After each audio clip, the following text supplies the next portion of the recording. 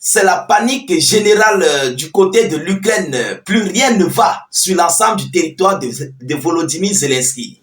Après l'annonce que la Russie a relayée, ou bien l'annonce qui a fuité venant de la Fédération de Russie, selon laquelle la Russie se préparerait à utiliser des missiles hautement stratégiques et très secrets venant de la Corée du Nord, et aussi avec l'utilisation de ces missiles Oreshnik contre le territoire ukrainien par rapport à l'acte que Volodymyr Zelensky et ses alliés ont commis sur le territoire russe de Kazan. Alors, chères dames, chers messieurs, selon les services de frontières et les services ukrainiens, on nous rapporte que les Ukrainiens sont en train de sortir en masse à un chiffre record, un chiffre très élevé du jamais vu depuis le début du conflit russo-ukrainien. Ah oui, après avoir vu ce que la Russie est en train de faire tous ces derniers jours sur le territoire ukrainien, après avoir assisté à des multiples menaces de la Fédération de Russie, après avoir écouté des multiples mises en garde que l'administration russe a envoyées à l'Ukraine, plus précisément à Zelensky et ses alliés, les Ukrainiens ne sont pas prêts à aller au repos éternel. Ah oui, ils sont en train de sortir en masse. Je vais entrer dans les chiffres tout à l'heure. Vous-même, vous allez voir, vous serez convaincus de ce qui se passe sur l'ensemble du territoire ukrainien. Ce n'est pas la Russie qui rapporte cette information. Ce n'est non plus l'OTAN qui rapporte ces informations. Il s'agit des autorités ukrainiennes, des gardes frontaliers, eux-mêmes qui ont enregistré des sorties vraiment très très fortes. Ces dernières 24 heures, en 24 heures, mesdames et messieurs, c'est grave. Ah oui, donc nous constatons une grosse panique sur le territoire ukrainien. Mais qu'est-ce qu'ils ont dit? Quel est le chiffre des Ukrainiens qui sont sortis des frontières à moins de 24 heures? Vous-même, vous allez comprendre à quel point il y a une peur très élevée, très intense en Ukraine. Mesdames, mesdemoiselles et messieurs, avant de continuer en profondeur, vous savez, comme à l'accoutumée, la répétition est pédagogique. Donc, veuillez vous acquitter à vos droits de contribution parce que nous relayons des informations. Nous prenons de la peine pour vous satisfaire. Nous ne sommes pas payés, on n'a pas de salaire. Nous ne sommes pas des propagandistes. Nous relayons des informations vraies et certifiées. Donc, de votre côté, sécurisez la vidéoconférence avec beaucoup de j'aime. C'est d'ailleurs gratuit. Ce n'est pas payant, c'est gratuit. Mettez les j'aime au maximum et surtout partagez la vidéoconférence dans tous les groupes possibles pour permettre à nos différents frères qui veulent nous suivre, qui cherchent nos informations mais qui ne savent pas comment faire pour nous rejoindre, de nous retrouver finalement. Vous comprenez? Et surtout, rassurez-vous de cliquer sur le bouton s'abonner sur notre chaîne de YouTube juste là en dessous. Ce n'est pas payant. Ce n'est pas payant. Et même sur Facebook juste là se suivre, c'est totalement gratuit. Donc, cliquez sur le bouton s'abonner et activez la cloche de notification pour ne plus rater nos prochaines émissions. Alors, allons-y donc dans le but du sujet. Selon les informations officielles, on nous annonce que un record total de 150 000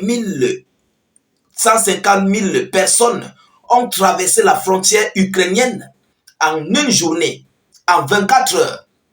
150 000 Ukrainiens se sont complètement évadés de leur pays en 24 heures.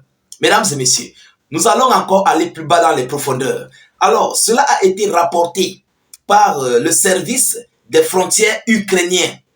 C'est le service des frontières ukrainiens qui relaie ces informations officielles. Ce n'est pas la Russie. Vous comprenez? C'est l'Ukraine qui relaie les informations. Donc, ce qui veut dire que, en tout état de cause, c'est réel. Il y a une panique extrême.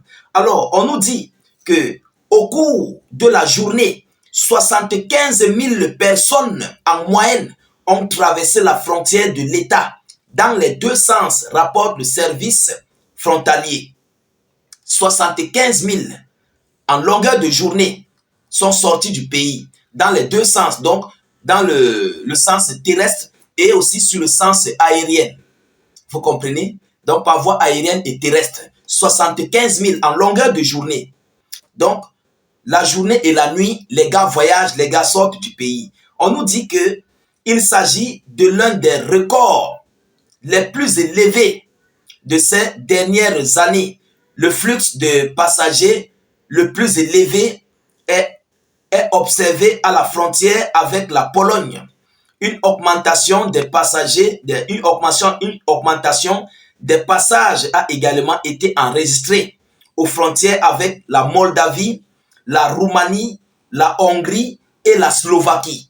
Voilà les différents pays que le peuple ukrainien sont en train d'utiliser pour pouvoir s'évader de leur pays, pour éviter ici des catastrophes ou bien pour éviter des repos éternels. Donc vous-même vous constatez, vous comprenez que les Ukrainiens ont finalement compris qu'il faut laisser Volodymyr Zelensky avec son pays pour faire ce qu'il veut. Mais ce n'est pas ça en fait la situation qui va régler ce pays. Oui, parce que Volodymyr Zelensky et ses alliés, c'est ça qu'ils cherchent. C'est ce qu'ils cherchent, à ce que tous les Ukrainiens partent. Ils doivent rester avec l'Ukraine, s'emparer des terres riches ukrainiennes et de faire ce qu'ils veulent de ces terres.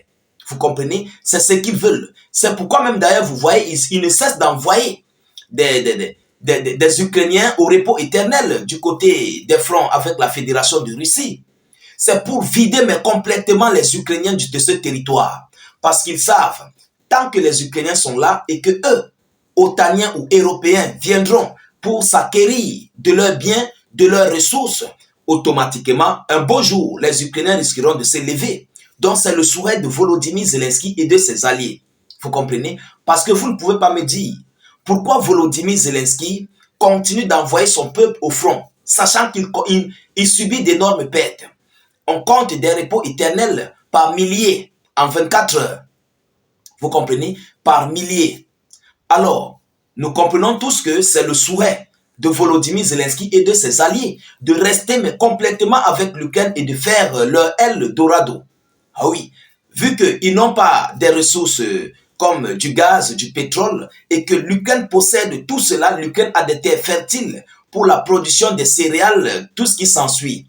Alors, nous comprenons que Volodymyr Zelensky et ses alliés sont dans un stratagème de vider mais complètement l'Ukraine.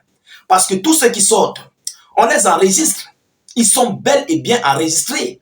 Mais on ne les arrête pas. On ne les défend non plus de sortir. Vous comprenez? On ne les défend pas de sortir. Parce que à leur sortie, ils sont enregistrés. Mais on ne les arrête pas. Et c'est donc là qu'on comprend que c'est le souhait de l'Ukraine, de Zelensky et de ses alliés, de vider complètement l'Ukraine. C'est ça en fait, en conclusion, globalement, selon nos analyses et nos décortiquages. À base de cette annonce, vous comprenez, nous continuons ici de voir, d'observer les menaces de la Fédération de Russie, c'est vrai, mais aussi, il ne faut pas oublier que Zelensky lui-même est le père palautin de ce conflit. Parce que si il ne veut pas se faire frapper sur son territoire, il faut éviter de frapper sur la Fédération de Russie et chercher des voies et moyens pour aller sur la table de négociation.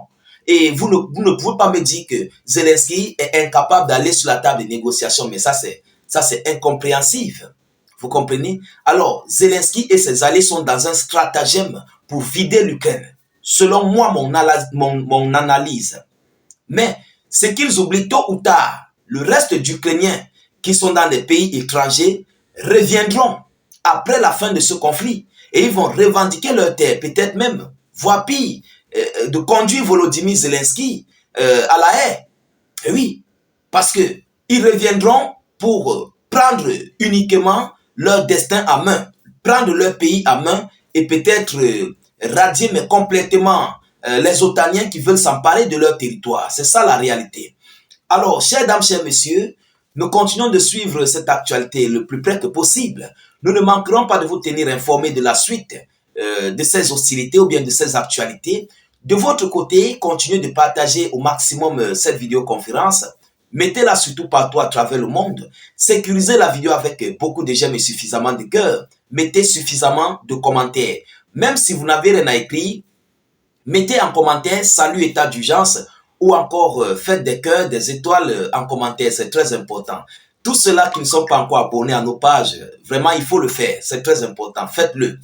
Ça vous permettrait de ne plus rater nos vidéos d'actualité, de recevoir les informations en temps réel, surtout lorsque vous cliquez sur la cloche de notification. Et ceux qui sont sur Facebook pour nous rejoindre sur notre chaîne YouTube, le lien se trouve en commentaire. Allez-y dans la zone de commentaires, le tout premier commentaire, cliquez sur le lien bleu. Ça va s'ouvrir automatiquement, ça vous conduira directement sur notre chaîne YouTube. Dès lors que vous êtes là, vous cliquez sur le bouton s'abonner, juste là en dessous, et vous cliquez aussi sur la cloche de notification pour ne plus rater nos prochaines vidéos d'actualité. Je vous reviens tout à l'heure pour une prochaine série d'actualités. Soyez encore salués une fois de plus. Ciao, ciao.